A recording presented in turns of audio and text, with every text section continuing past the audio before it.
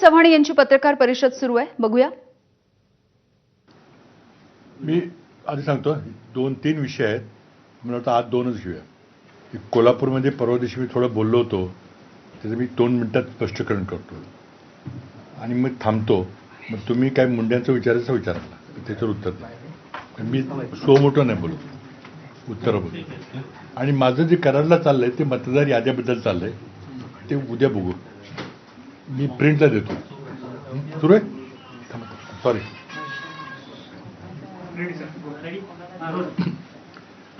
ते आंदोलन दडपण्याबद्दल जे काही केलं त्याबद्दल काही संवाद साधला होता आणि राहुल गांधींनी संसदेचं अधिवेशन चालू दिलं नाही असा आरोप होता. त्याला उत्तर देताना मी सांगितलं होतं की संसदेचं अधिवेशन न चालण्यामागचं काम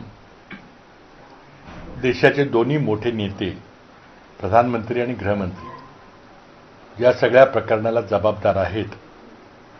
ते संसदेमध्ये आले नाहीत आणि विचारलेल्या प्रश्नाची उत्तरं दिली नाहीत. म्हणजे एका दृष्टीनं त्यांनी संसदेतून पळ काढला असं म्हटलं तरी काही वाव होणार. त्यामुळं संसदेचं कामकाज चालत आहे. त्याकरता आमचे नेते राहुल गांधी यांनी 2 पर्याय सुचवले होते. गृहमंत्री अमित शहा यांनी संसदेमध्ये येऊन लाठीचार्ज, अश्रुधूर, पॅलेट गनचा वापर करण्याचे आदेश कोणी दिले, हा पहिला प्रश्न होता. कारण आपल्याला माहिती आहे की दिल्लीची कायदा आणि सुव्यवस्था व्यवस्था ही केंद्रीय गृहमंत्र्यांच्याकडे आहे. इतर सर्व राज्यांची कायदा आणि सुव्यवस्था ही घटनात्मक तरतुदीप्रमाणे ही राज्य सरकारच्या गृहमंत्र्यांच्याकडे असते, मुख्यमंत्र्यांच्याकडे असते. पण दिल्लीकरता विशेष तरतूद आहे. दिल्ली राजधानी असल्यामुळं तिथल्या कायदा आणि सुव्यवस्थेची जबाबदारी ही केंद्रीय गृहमंत्र्यांची आहे. त्यामुळं 20 तारखेला आंदोलकांच्यावर, विद्यार्थ्यांच्यावर, मुलांच्यावर अमानुष लाठीचार्ज, अश्रुधूर, पेलेट गनचा वापर करण्याचे आदेश कोणी दिले. कारण स्टँडर्ड ऑपरेटिंग प्रोसिजर प्रमाणे क्राऊड कंट्रोल करता याचा वापर करायचा नसतो किंवा करायचा असला तर लेखी आदेश द्यावा लागतो. मग तो आदेश गृहमंत्र्यांनी दिला का, त्याचं उत्तर राहुल गांधींनी मागितलं. आणि त्याचं उत्तर असेल की गृहमंत्र्यांनी आदेश दिला नाही, खालच्या अधिकाऱ्यांनी किंवा दिल्लीच्या डीजी किंवा आणखी अधिकाऱ्यांनी हे सगळं केलं. मग गृहमंत्री हे कार्यक्षम आहेत का, त्यांच्या खातं कोण चालवतंय. आणि ते बोलताना मी राहुल गांधींनी जे सांगितलं की he is incompetent and therefore he should resign. एकतर अत्याचार केला आणि अत्याचाराचे आदेश दिले म्हणून राजीनामा दिला पाहिजे, किंवा अत्याचार जर त्याचे आदेश दिले नसतील पॅलेट गनचे तर मग तुम्ही अकार्यक्षम गृहमंत्री आहे म्हणून राजीनामा दिला पाहिजे, अशी राहुल गांधींनी मागणी केली होती. त्याबद्दल मी सांगत असताना इनकॉम्पिटंट, अकार्यक्षम शब्द हा गृहमंत्री पदावर बसण्याकरता लायक आहेत का, ते गृहमंत्री होण्याकरता लायक नाहीत असं मला म्हणायचं होतं. पण लायक नाहीत या शब्दाची उलटफट झाली आणि चुकून माझ्याकडून एक दुसरा शब्द वापरला गेला. अर्थ तोच होता तो, आणि तो संसदीय शब्द आहे, पण माझ्यासारख्या व्यक्तींनी तो वापरायला नको होता. त्याबद्दल मी दिलगिरी व्यक्त केलेली आहे. पुन्हा एकदा दिलगिरी व्यक्त करतो की तो शब्द वापरायला नको होता. पण माझा जो अर्थ, भावार्थ जो राहुल गांधींचा आहे आणि माझा आहे तो आहे. तुम्ही आदेश दिले का, मग जबाबदारी स्वीकारा. तुम्ही जाहीर आदेश दिले नसेल तर मग तुमचं खातं कोण चालवते, मग तुम्ही गृहमंत्री पदावर कशा करता बसलाय, हा त्यातला उद्देश होता, पहिला मुद्दा. दुसरा मुद्दा जरा थोडासा क्लिष्ट आहे. तो म्हणजे कराडला आणि सर्व महाराष्ट्रामध्ये स्पेशल इंटेन्सिव्ह रिव्हिजन SIRची मोजणी चाललेली आहे. मतदार याद्यांच्या पुनर्पाहणी वगैरे पाहतील. आणि त्यामध्ये मी काल पुन्हा कराडला पत्रकार परिषद घेतली. त्याआधी काही दिवसापूर्वी माझ्या जिल्हाध्यक्षांनी जिल्हाधिकाऱ्यांनी पत्र दिलं होतं. त्याची माहिती मी आपल्याला सांगतो की 2024च्या विधानसभा निवडणुकीबद्दल मला बोलायचं आहे. 2024च्या लोकसभेच्या निवडणुकीमध्ये महायुतीचा दारुण पराभव झाल्यानंतर 5च महिन्यामध्ये विधानसभेमध्ये एवढा मोठा फेरफार कसा झाला याचं उदाहरण मी आपल्यासमोर मांडणार आहे.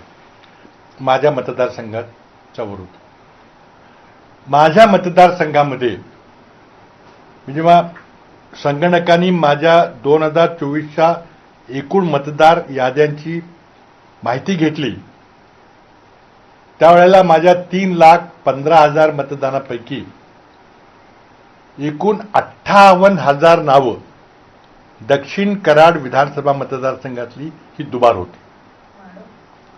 त्यामधली जवळपास 27,000 नावं माझ्या मतदारसंघातच दुबार होती. एका बूथमध्ये नाव असलं तर शेजारच्या शहरामध्ये आहे, तिसऱ्यामध्ये आहे.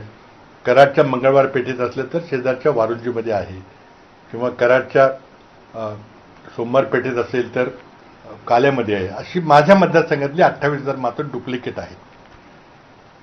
माझ्या मतदारसंघाला 5 मतदारसंघ भौगोलिकदृष्ट्या संलग्न आहेत. उत्तर कराड, इस्लामपूर जयंत पाटील, पलूस कडेगाव विश्वजित कदम, पाटण शंभूराज देसाई आणि शिराळा सत्यजित देशमुख. या 5ही मतदारसंघामध्ये 6, 7, 9 अशी हजार मतं त्या दोन्ही मतदारसंघामध्ये दक्षिण कराड माझ्या मतदारसंघामध्ये समाविष्ट आहेत. एकूण 28,000 मतं.